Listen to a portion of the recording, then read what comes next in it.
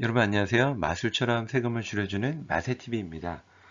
최근 집값이 많이 떨어졌다고는 하지만 우리 교육에 있어서의 메카, 서울의 강남 지역의 아파트는 여전히 넘사벽입니다. 특히 다주택자의 경우에는 집 한 채 결혼한 자녀를 위해 증여하고 싶지만 여전히 높은 증여세, 그리고 아직 개정되진 않았지만 여전히 부담스러운 취득세로 인해서 증여하는 것 자체가 쉽지 않습니다. 특히 사회초년생의 경우 소득이 많지 않아 부동산을 증여하는 게 쉽지 않죠. 이럴 경우 손주들까지 태어나고 또 이런 손주들은 좋은 환경에서 공부시키기 위해 강남의 부동산, 내가 갖고 있는 부동산에 자녀 세대가 무상으로 또는 적은 임대료를 계약하고 거주하게 하고 싶은 상황이 발생할 수 있습니다. 이때 우리가 부모님 집에 무상으로 살아도 아무런 문제가 없을까요? 이와 관련된 이슈에 대해서 한번 정리해 보고자 합니다. 적어도 자녀에게 부동산을 임대할 경우 증여세를 내지 않으려면 이 정도 내용까지는 준비하셔야 합니다. 자, 상황 같이 한번 보도록 하겠습니다. 자, 기업의인 김 씨는 부친이 부동산을 소유하고 있습니다. 강남에.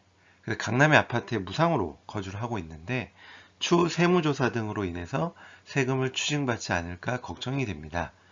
부동산 가액이 얼마까지 일대 무상으로 사용해도 증여세 이슈가 되지 않을까요? 라는 질문을 종종 받게 됩니다. 자, 법 규정을 살펴보기 전에 우리 상식적으로 접근하면 좀 더 쉽게 이해하실 수 있어요.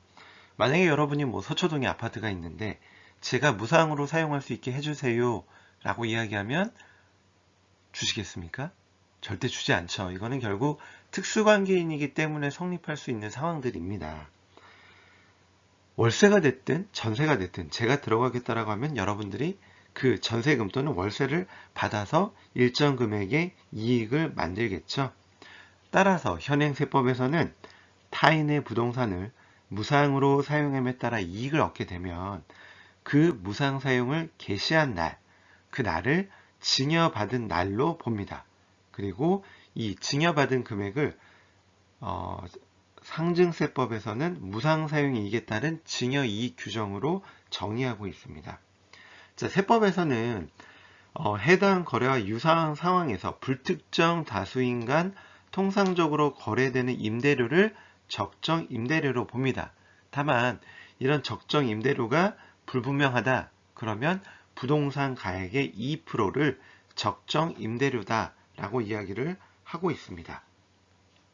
그래서 이 부동산 무상 사용 이익은 부동산 가액의 2%, 그러니까 적정 임대료가 없다라면 부동산 가액의 2%를 적정 임대료로 보고 곱한 금액에 3.79079를 곱하게 되는데 이때 이 3.79079는 5년간의 부동산 무상 사용 이익을 현재 가치로 할인한 연금 현가 계수를 의미하게 됩니다. 자, 그래서 이거를 금액별로 한번 나눠서 생각해 보도록 하겠습니다.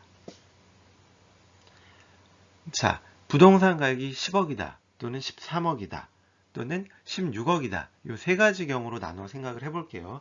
적정 임대료가 없다라는 가정하에 그러면 부동산 가액의 2%가 세법에서 정하는 적정 임대료라고 했죠. 10억의 2%가 2천만 원입니다. 여기에 3.79079를 곱하면 7,581만 5,800원이 부동산 무상사용 이익입니다. 그리고 13억일 때도 마찬가지로 2%로 곱하면 2,600만 원, 여기에 연금 현가계수를 곱하면 9,800만 원 정도. 16억일 경우는 16억에 2%하면 3,200, 여기에 3.79079를 곱하면 1억 2천만 원 정도가 되는데요. 10억이나 13억일 때는 과세가 증여세 과세 제외라고 하지만 16억일 때는 과세라고 이야기를 합니다. 왜 그럴까요? 이건 다음에 세법 규정을 통해서 한 번 더 확인을 해보도록 하겠습니다.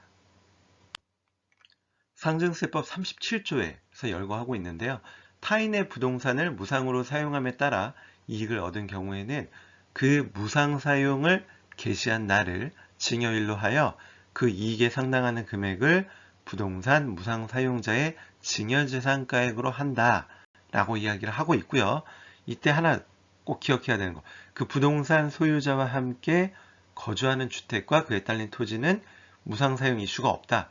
즉 내가 고가의 아파트에 무상으로 살고 싶다라면 그 원소유자인 부모님과 함께 살면 이런 증여 이슈는 없다라는 거고요. 이런 원칙 하에 항상 예외 규정이 있다라고 말씀을 드렸죠. 다만 그 증여 이익에 상당하는 금액이 대통령령으로 정하는 기준 금액 미만인 경우는 제외한다. 그럼 그 금액은 얼마일까요? 이 부분은 상증세법 시행령 제27조에서 이야기를 하고 있습니다.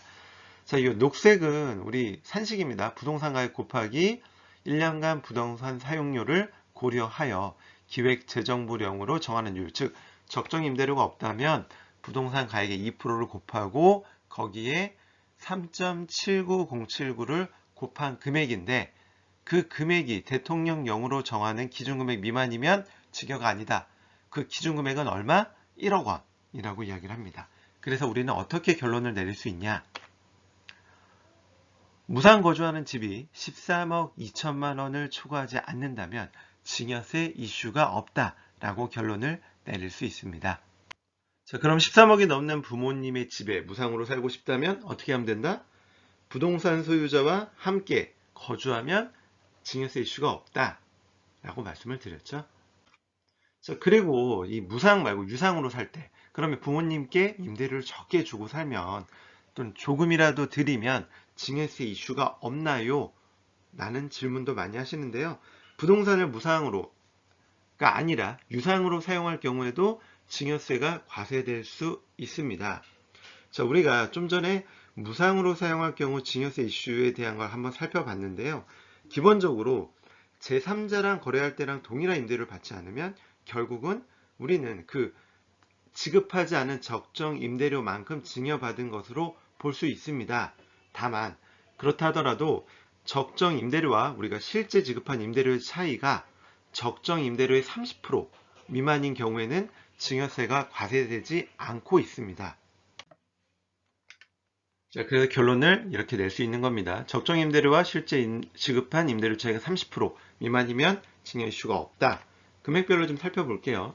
적정 임대료가 없다라면 우리는 세법상 적정 임대료를 부동산 가액의 2%로 한다라고 말씀을 드렸죠. 자, 그러면 어떻게 될까요? 부동산 가액이 10억이다. 그러면 10억에 2%하면 2천만 원이라고 말씀을 드렸죠. 그 2천만 원에 해당되는 게 적정 임대료인데 이 부분의 30%가 얼마냐를 계산을 해야 됩니다. 30% 이상 차이가 안 나야 되니까. 그러면 30%는 2천에 30%면 600만 원입니다. 그럼 우리가 최소 1,400만 원 이상을 지급하면 증여 이슈가 없다. 그럼 월 최소 적정 임대료는 117만 원 정도를 지급을 해야 증여세 이슈가 없다라는 겁니다. 그리고 13억일 경우에는 어떻게 되죠? 자, 적정 임대료가 2,600만 원이니까 이거의 30%에 해당되는 780만 원을 제외한 연간 지급액이 1,820만 원 이상이 돼야 된다. 그럼 월 152만 원 이상 돼야 된다는 겁니다. 마찬가지로 부동산 가액이 16억이다. 그리고 적정 임대료가 없다라면 이 시가의 2%, 그래서 3,200만 원, 여기 30%에 해당되는 960만 원을 뺀, 즉 요 이상을 줘야 된다는 거예요. 그래서 최소 2,240만 원 이상을 줘야 되고 이를 연간 월로 환산을 하면 187만 원 이상을 줘야 된다.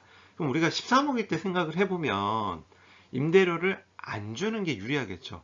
13억 2천만 원까지는 무상으로 거주해도 되는데 오히려 임대료를 주게 되면 최소 152만 원 이상 드려야만 증여세 이슈가 없는 약간 아이러니한 상황에 당면하게 됩니다.